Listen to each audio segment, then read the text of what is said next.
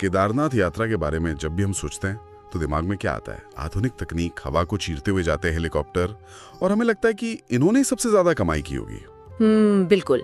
हेलीकॉप्टरों ने एक सीजन में करीब 7.5 करोड़ रुपए की कमाई की है, जो कि मतलब एक बहुत बड़ा आंकड़ा है। हाँ, 7.5 करोड़ सच में बहुत बड़ा नंबर है। लेकिन और यहीं पर सबसे बड़ा चौंकाने वाला तथ्य आता है। क्या किसी को अंदाजा है कि उसी यात्रा में उन्हीं उबड़-खाबड़ रास्तों पर चलने वाले खच्चरों और घोड़ों ने कितनी कमाई की? ये आंकड़ा सच में दिमाग हिला देने वाला है। पूरे 1 अरब रुपए। जी हाँ, 100 करोड़ रुपए। मतलब तकनीक हार गई और हमारा वो सदियों पुराना यातायात जीत गया। सही कहा। लेकिन इस 1 अरब की कमाई के पीछे एक ऐसी भयानक और कह सकते हैं कि खामोश कीमत चुकाई गई है जिसके बारे में कोई बात ही नहीं करना चाहता। बिल्कुल, और आज के इस गहरे विश्लेषण में हम बिल्कुल इसी बात की तह तक जाने वाले हैं। आज की हमारी ये चर्चा नरेंद्र कठैत जी के एक बहुत ही मार्मिक और कहूंगा कि व्यंग्यात्मक लेख पर आधारित है।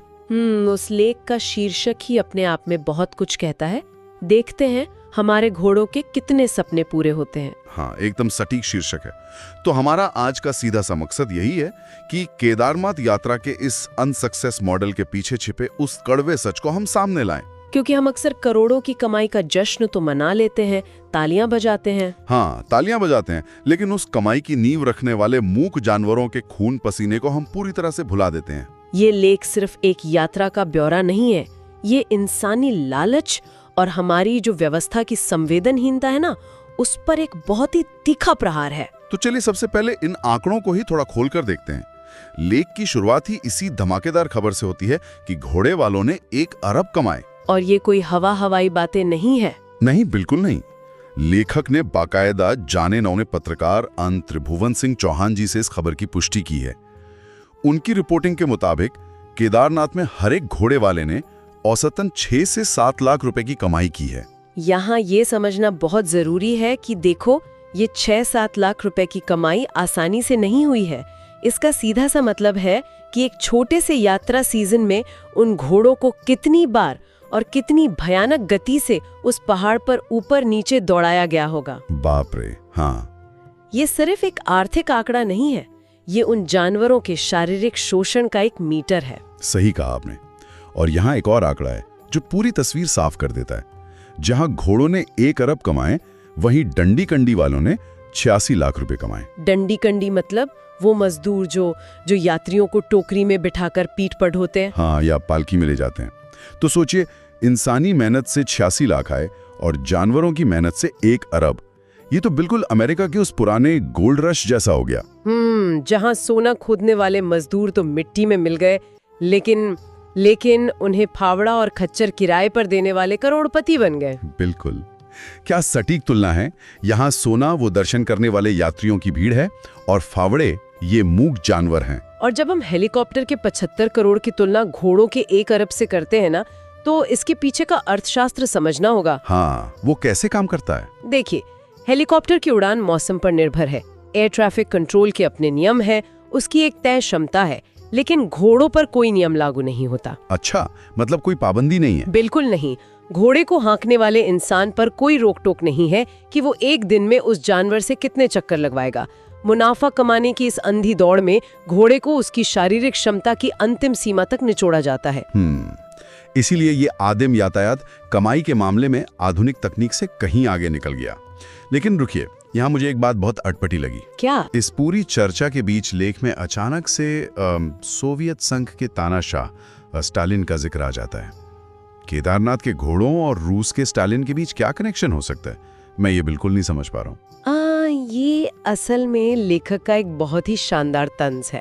तंज? कैसे? दरअसल स्टालिन ने एक बार दावा किया था कि उसने अपने देश से पूंजीपतियों, जमींदारों और मुनाफाखोरों को हमेशा के लिए खत्म कर दिया है। अच्छा। उसका कहना था कि उसने एक ऐसा समाज बना दिया है जहां अब किसी का शोषण नहीं होता, जहां कोई भूख और गरीबी नहीं है।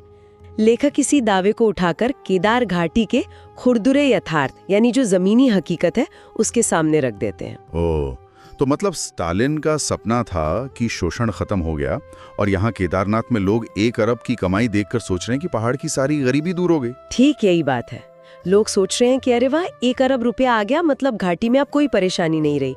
लेकिन लेखक दिखा रहे हैं कि शोषण खत्म नहीं हुआ है, उसने बस अपना रूप बदल लिया। बिल्कुल। इंसान शायद अब दूसरे इंसान का उतना शोषण नहीं कर रहा, लेकिन मुनाफे के लिए जानवरों का जो चरम शोषण हो रहा है ना, वो बेरोक-टोक जारी है।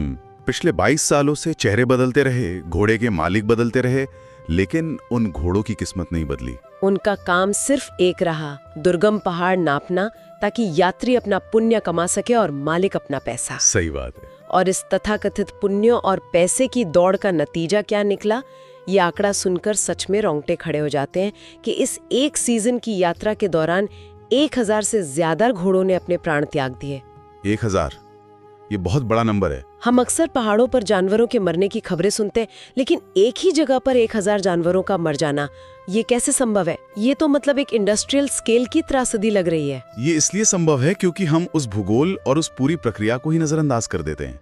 केदारनाथ का रास्ता कोई सीधा हाईवे तो है नहीं। बिल्कुल नहीं, वो तो बहुत खड़ी चढ़ाई है। हाँ, लगभग 16 किलोमीटर की बेहद खड़ी और दुर्गम चढ़ाई, 11,000 फीट से ज्यादा की ऊंचाई है, जहां हम इंसानों को भी ऑक्सीजन की कमी महसूस होती है। अब आप कल्पना कीजिए एक जानवर की, जिसकी पीठ पर एक भारी भरकम इंसान लदा है, रास्ता बारिश और बर्फ से फिसलन भरा है, और उसे बिना पर्याप्त आराम दिए दिन में 2 या 3 बार वो चढ़ाई चढ़ने को मजबूर किया जा रहा है। बाप रे। सिर्फ इसलिए ताकि एक दिन में ज्यादा से ज्यादा ट्रिप लग सके और ज्यादा पैसा बन सके। बिल्कुल। इसी वजह से उनके दिल काम करना बंद कर देते हैं, उनकी मांसपेशियां जवाब दे जाती हैं, वो फिसलकर खाइयों में गिर जाते हैं। और जो घोड़े एक बार उस रास्ते पे गिर गए, वो दोबारा नहीं उठे। ये मौतें कोई प्राकृतिक हादसा नहीं है, ये सीधा सीधा इंसानी लालच का नतीजा है। मतलब ये कितना भयानक विरोधाभास है ना। हम शांति और भगवान के दर्शन की तलाश में जाते हैं, लेकिन उस तक पहुंचने के रास्ते को ही हमने 1000 मूक प्राणियों की कब्रगाह बना दिया है। बिल्कुल। और सबसे हैरानी की बात यह है कि समाज में इतना कुछ हो रहा है, 1000 जानवर मर गए, लेकिन किसी ने आवाज क्यों नहीं उठाई? हाँ, ये एक बहुत बड़ा सवाल है। और लेखक खुद इस बात को लेकर समाज के बुद्धिजीवियों पर, हमारे लेखकों और कलमकारों पर बहुत गहरा प्रहार करते हैं। उन्होंने एक कमाल का रूपक इस्तेमाल किया है, विचारों की सूखी घास। ये विचारों की सूखी घास वाला रूपक मुझे भी बहुत प्रभावशाली लगा। लेखक कह रहे हैं कि हमारे पास सोचने समझने की जो क्षमता थी, वो पूरी तरह से सूख चुकी है। हाँ, लेखक कहते हैं कि इतने बड़े बलिदान के बावजूद हमारे साहित्यकार और पत्रकार उन घोड़ों की कहानी नहीं लिख पाए। इसके बजाय वे क्या कर रहे हैं? वे घोड़ों को हाँकने वाले इंसानों की मेहनत के कसीदे पढ़ रहे हैं। ये विचार मुझे इसलिए इतना शक्तिशाली लगा क्योंकि हम अपनी असल जिंदगी में भी तो यही करते हैं। कैसे? जैसे किसी बड़ी कंपनी के सफल होने पर हम हमेशा मैनेजर या सीईओ की तारीफों के पुल बांधते हैं, है ना? लेकिन जो असल मजदूर नीम में पसीना बहा रहा है, उसे हम पूरी तरह भूल जाते हैं। ये हमारी सामाजिक मानसिकता का आईना है। हम हमेशा नायक या हीरो उसे मानते हैं जिसके हाथ में लगाम होती है, जो नियंत्रण कर रहा होता है। सही कहा। जो असल में बोझ ढो रहा है, जिसके पैरों में छाले हैं, उसे हम नायक तो दूर, अपनी सहानुभूति के लायक भी नहीं समझते। लेखक का ये तंज उसी बौद्धिक दिवालियापन की ओर इशारा करता है। और व्यंग्य का स्तर देखिए। लेखक कहते हैं कि अब घोड़ों को इंसानी कलमकारों के भरोसे नहीं रहना चाहिए। हाँ, उन्हें अपनी अर्जी सीधे बाबा केदारनाथ को लगानी चाहिए। बिल्कुल। वे यहाँ तक कहते हैं कि आज के समय में ये संघर्षशील घोड़े ही सबसे अच्छे साहित्यकार हो सकते हैं, क्योंकि उनका दर्द असली है। जब इंसान अपनी जिम्मेदारी से पीछे हट जाता है ना, तो इस तरह की कड़वी कल्पनाएं जन्म लेती हैं। लेखक बस ये जता रहे हैं कि इंसानों के शब्द अब झूठे हो चुके हैं। और इसी बात को आगे बढ़ाते हुए लेखक असली पहाड़ी की एक नई परिभाषा गढ़ते हैं, जो मुझे बहुत दिलचस्प लगी। हाँ, वो पलायन वाला हिस्सा। हम आमतौर पर पहाड़ी उसे मानते हैं जो पहाड़ पर पैदा हुआ हो, लेकिन लेखक कहते हैं कि इंसान तो जैसे ही सफलता की सीढ़ी चढ़ता है या थोड़ा पढ़ लिख लेता है, वो पहाड़ छोड़कर मैदानी इलाकों में पलायन कर जाता है। लेकिन ये घोड़े, ये वहीं टिके रहते हैं। इसलिए पहाड़ का नाम रोशन करने वाले असली पहाड़ी तो ये घोड़े ही हैं। पलायन यानी माइग्रेशन, ये पहाड़ों की बहुत बड़ी और कड़वी सच्चाई है। जी। लेखक ने इंसानों के पलायन को जानवरों की वफादारी के साथ जोड़कर एक बहुत ही अनूठा नजरिया पेश किया है। बहुत ही मार्मिक है ये। जो अपनी जड़ों से जुड़ा रहकर बिना किसी शिकायत के खामोशी से अपना काम कर रहा है और उसी मिट्टी में जान दे रहा है, वही तो असली स्थानीय है ना। जी। पहाड़ के विकास का पहिया असल में वे खींच रहे हैं जो कभी उस विकास का फल नहीं चखेंगे। ये सच में झकझोरने वाला विचार है। लेकिन खैर, एक अच्छी बात यह है कि लेखक सिर्फ मातम नहीं मनाते, वे सिर्फ कमियां निकाल कर नहीं रुकते हैं, बल्कि कुछ समाधान भी देते हैं। हाँ, और वो समाधान बड़े दिलचस्प हैं। बिल्कुल। समाधान देने के लिए वे इतिहास के पन्नों से कुछ ऐसे किस्से निकाल कर लाते हैं जो आज की स्थिति पर पूरी तरह फिट बैठते हैं। उनका पहला तर्क है कि अगर ये घोड़े हमारे कमाऊ पूत हैं, अगर वे 1 अरब रुपए कमा कर दे रहे हैं, तो उन्हें खुले आसमान के नीचे या कीचड़ भरे अस्तबल में क्यों रखा जाता है? हाँ, उन्हें भी इंसानों की तरह होम स्टे जैसी आरामदायक सुविधाएं मिलनी चाहिए। सही कहा। यहाँ ये होम स्टे का संदर्भ बहुत अहम है। पहाड़ों में पर्यटन का पूरा मॉडल अब होम स्टे पर निर्भर है, जहाँ पर्यटकों को घर जैसा आराम दिया जाता है। हाँ, हर जगह होम स्टे खुल गए हैं। तो लेखक की मांग ये है कि जो जानवर उस पूरे पर्यटन उद्योग की रीढ़ की हड्डी है, क्या वो बुनियादी आराम का भी हकदार नहीं है? ये मांग सिर्फ एक भौतिक सुविधा की नहीं है, ये इस बात का प्रतीक है कि हम जानवरों के प्रति थोड़ी तो मानवीय गरिमा दिखाए। बिल्कुल। और जब इतना सारा पैसा, मतलब 1 अरब रुपए सिस्टम में आता है, तो एक नई बीमारी पैदा होती है, भ्रष्टाचार। इसे समझाने के लिए लेखक मोहम्मद तुगलक के चचेरे भाई के शासनकाल का एक ऐतिहासिक उदाहरण देते हैं। अब इतिहास का यह पन्ना बड़ा रोचक है।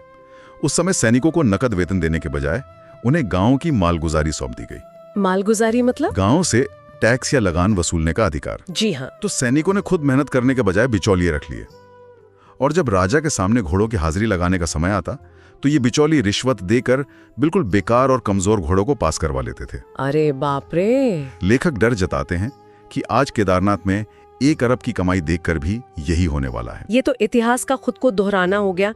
अर्थशास्त्र का एक सीधा सा नियम है, जहाँ अचानक बहुत सारा पैसा आता है और कोई सख्त नियम कानून नहीं होता, वहाँ बिचौलिए पैदा हो ही जाते हैं। बिल्कुल। लेखक चेतावनी दे रहे हैं कि इस 1 अरब की कमाई का फायदा असल में घोड़े या उस घोड़े के गरीब मालिक तक नहीं पहुंचेगा। ये पैसा चंद ठेकेदारों और बिचौलियों की जेब में जाएगा और घोड़े वैसे ही भूखे और शोषित रहेंगे। और घोड़ों को भूखा रखने की जब बात आती है, तो लेखक एक और ऐतिहासिक वाकया सुनाते हैं जिसपे मुझे समझ नहीं आया कि हंसू या अपना सिर पीट लूं। कौन सा वाकया? गुजरानवाला के लोगों का किस्सा।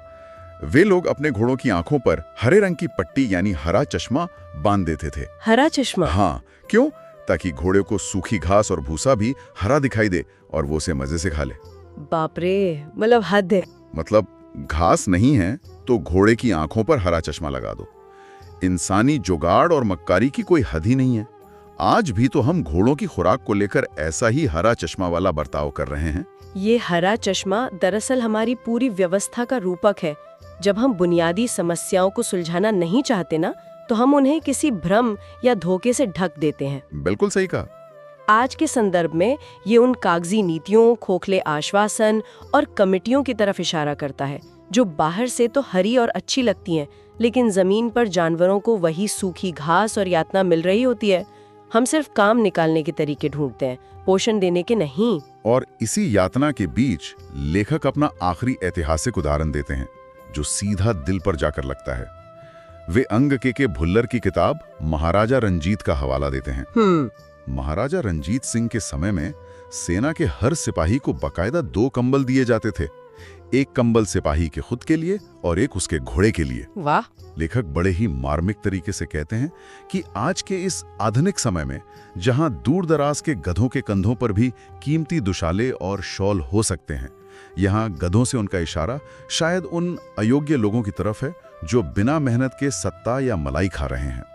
तो क्या हमारे इन 1 अरब कमाने वाले कमाऊपूत घोड़ों को कम से कम एक मोटा कंबल भी नहीं मिल सकता? ये ऐतिहासिक तुलना हमारी आज की जो प्रगतिशील होने की गलतफहमी है ना, उसे पूरी तरह बेनकाब कर देती है।